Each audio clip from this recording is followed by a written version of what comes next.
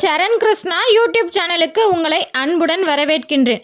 இந்த 4 பேரை குலதெய்வத்திற்கு மிகவும் பிடிக்கும். அது யாரு, ஏன் அவர்களை குலதெய்வத்திற்கு ரொம்ப பிடிச்சிருக்கு அப்படிங்கிறத பற்றி தான் இந்த வீடியோவில் தெளிவாக நம்ம பார்க்க போகிறோம். நம்ம சேனலில் உள்ள வீடியோவை ஃபஸ்ட் டைம் நீங்கள் பார்க்குறீங்க அப்படின்னா மறக்காமல் நம்ம சேனலை சப்ஸ்கிரைப் பண்ணி வச்சுக்கோங்க. நம்ம சேனலில் தொடர்ந்து குலதெய்வ பதிவுகள், ஆன்மீக தகவல்கள் வந்து கொண்டே இருக்கும். வாங்க வீடியோக்குள்ளே போகலாம்.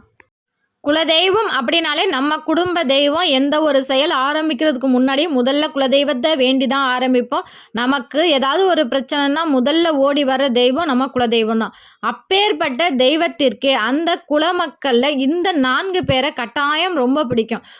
முதல் நபர் தன் குல மக்களையும் தன்னையும் உயர்த்துவதற்காக பாடுபடும் நபர். தன்னோட குல மக்கள் பங்காளிகள் சொல்லுவாங்க. பங்காளிகள் கூட யார் பிரச்சனை இல்லாமல் பங்காளிகள் ஒற்றுமையாக சேர்ந்து குலதெய்வ கோவிலுக்கு சென்று குலதெய்வத்தை வழிபாடு செய்கிறாங்களோ அந்த நபரை, அந்த குடும்பத்தையே குலதெய்வத்திற்கு ரொம்ப பிடிக்கும். குலதெய்வ கோவில் அப்படின்னாலே முதல்ல உங்களுக்கு ஞாபகம் வர்றது ஒற்றுமை, குடும்ப ஒற்றுமை.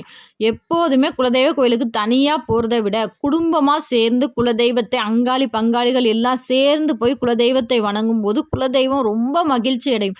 என்னோட குல மக்கள், என்னோட பிள்ளைங்க எல்லாம் வந்திருக்காங்க அப்படின்னு குலதெய்வத்திற்கு தனி சந்தோஷமே இருக்கும். அப்படி நீங்கள் சேர்ந்து போய் குலதெய்வத்தை வணங்கும் போது உங்களோட குறைகள் அனைத்துமே விரைவில் நிறையாக மாறும்.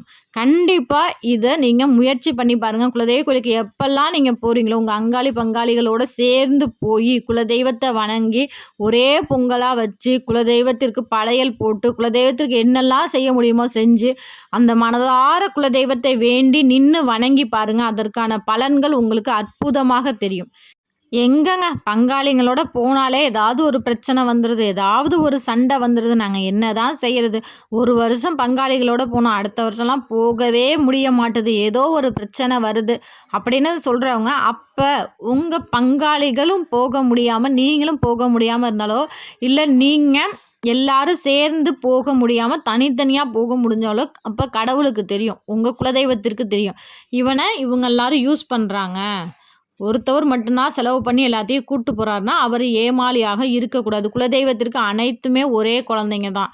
அப்படிங்கிறப்ப இவங்க பயன்படுத்துகிறாங்க. அதனால் இவன் தனியாக வந்து என்னை வணங்கினா போதும், இவங்க எல்லாரும் அவங்கவுங்க தனியாக வணங்கட்டும் அப்படின்னு சொல்லி யார் எல்லாரையும் சேர்ந்து வரணும், எல்லாத்துக்கும் சேர்த்து செலவு பண்ணுறாரு பார்த்தீங்களா, அவர் வந்து ஒரு படி மேலே தூக்கி வச்சுக்கும். அவரை தான் குலதெய்வத்திற்கு ரொம்ப பிடிக்கும்.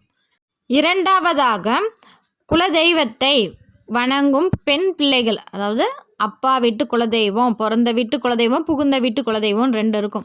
பிறந்த வீட்டு குலதெய்வத்தை வணங்கி புகுந்த வீட்டுக்கு சென்றும் வருடம் தவறாமல் பிறந்த வீட்டு குலதெய்வத்தை வணங்க வரும் பெண்களை குலதெய்வத்திற்கு மிகவும் பிடிக்கும். என்னதான் இருந்தாலும் பொம்பளை பிள்ளை நம்ம குடும்பத்தில் பிறந்து அடுத்த குடும்பத்தில் வாக்கப்பட்டாலும் நம்ம பிள்ளை தான். அந்த பிள்ளை நம்மளை வந்து பார்க்கணுன்னு குலதெய்வத்திற்கு ரொம்பவே பிடிக்கும். அதனால் அந்த பெண் குழந்தைகளை இன்னொரு வீட்டுக்கு கட்டி கொடுத்தாலும் அவங்களையும் கூட்டிகிட்டு வந்து குலதெய்வத்தை வணங்குற பங்காளிகளை குலதெய்வத்திற்கு மிகவும் பிடிக்கும்.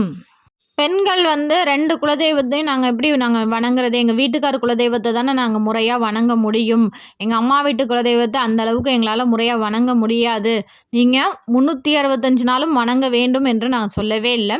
வருஷத்தில் ஒரு நாளாவது உங்கள் பிறந்த வீட்டு குலதெய்வத்தை வணங்கி பாருங்கள். அப்படி நீங்கள் வணங்கும் போது புகுந்த வீட்டில் உங்களுக்கு ஏதேனும் கஷ்டங்கள் வந்தாலோ இல்லை ஏதாவது ஒரு பிரச்சனை வந்தாலோ அதை சமாளிக்கக்கூடிய ஆற்றல் உங்கள் பிறந்த வீட்டு குலதெய்வம் உங்களுக்கு கட்டாயம் கொடுக்கும். அதனால் கட்டி கொடுத்தாலும் அந்த பெண்கள் பிறந்த வீட்டு குலதெய்வத்தை மறக்காமல் வணங்குங்க. அந்த தெய்வமும் உங்கள் வாசலில் வந்து நிற்கும் உங்களுக்காக.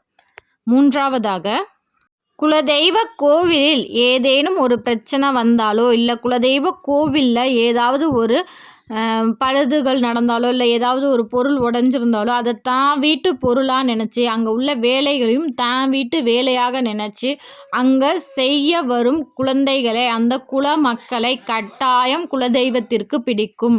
எப்படி நம்ம வீட்டில் ஒரு பொருள் உடஞ்சிருக்கு அதை நம்ம போய் மாற்றணும் அப்படின்னு நினைக்கிறோமோ அதே மாதிரி உங்கள் குலதெய்வ கோயிலில் ஏதேனும் பொருட்கள் சேதம் இருந்தால் அதை போய் மாற்றுறதா இருக்கட்டும், அந்த குலதெய்வ கோயிலை சுத்தம் பண்ணுறதா இருக்கட்டும், இல்லை குலதெய்வ கோவிலில் ஏதேனும் வழிபாடுகளுக்கு நீங்கள் உதவி செய்கிறதா இருக்கட்டும், இது மாதிரி உதவி செய்யும்போது அது குலதெய்வத்திற்கு ரொம்ப பிடிக்கும்.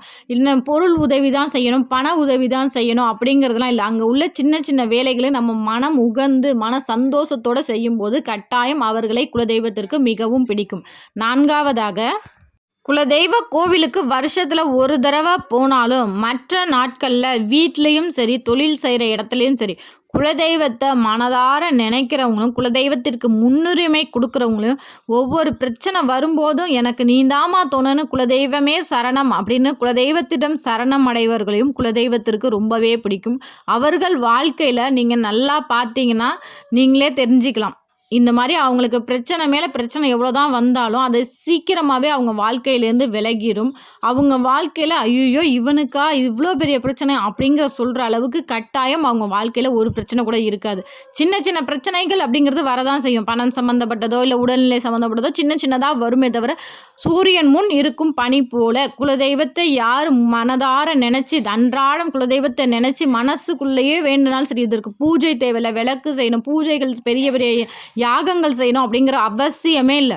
நம்ம மனசு போதும். குலதெய்வத்தை மனதிலேயே நினச்சி குலதெய்வ எந்த ஒரு பிரச்சனை இருந்தாலும் அம்மா ஐயோ என் குலதெய்வமே நீ தான் எனக்கு துணை அப்படின்னு சொல்லி நீங்கள் ஒரு நிமிஷம் கூப்பிடும்போது கட்டாயம் உங்கள் குலதெய்வம் வரும். ஒவ்வொரு சந்தோஷமான நிகழ்வு அப்பையும் நீங்கள் குலதெய்வத்தை நினைக்கிறப்ப குலதெய்வத்திற்கு கட்டாயம் உங்களை பிடிக்கும். கண்டிப்பாக இந்த 4 பேரை உங்கள் குலதெய்வத்திற்கு கண்டிப்பாக பிடிக்கும். அந்த 4 பேரில் நீங்களும் ஒருவரா அப்படிங்கிறத மறக்காமல் எங்களோட கமெண்ட் செக்ஷனில் ஷேர் பண்ணிக்கோங்க. இந்த வீடியோ உங்களுக்கு பயனுள்ளதாக இருக்கும் என்ற நம்பிக்கையில் மற்றொரு வீடியோவில் சந்திக்கிறேன். இந்த வீடியோ உங்களுக்கு பிடிச்சிருந்தால் லைக் பண்ணுங்கள், ஷேர் பண்ணுங்கள், மறக்காமல் சப்ஸ்கிரைப் பண்ணுங்கள். சரண் கிருஷ்ணா யூடியூப் சேனல். நன்றி, வணக்கம்.